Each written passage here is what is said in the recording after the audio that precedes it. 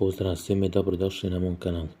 Ovom prilikom ću vam pokazati kako na laptopu da ukucate ludo A kada nekome šaljete recimo kao e-mail i tome slično.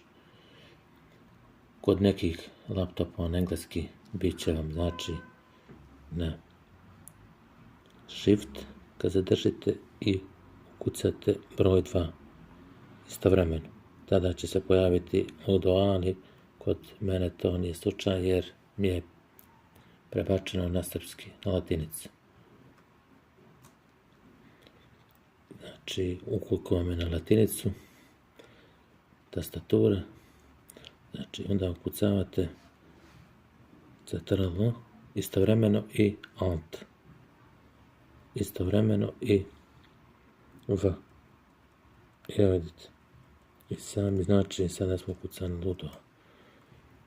Postoji još jedan način koji ću vam pokazati ukoliko vam je znači prebačena tastatura na srpski. Znači ukucate samo Alt, zadržite i pritisnete V. I evo vidite sam.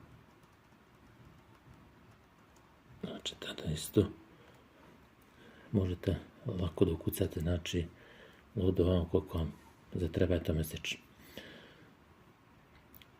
To bi bilo sve u ovom klipu.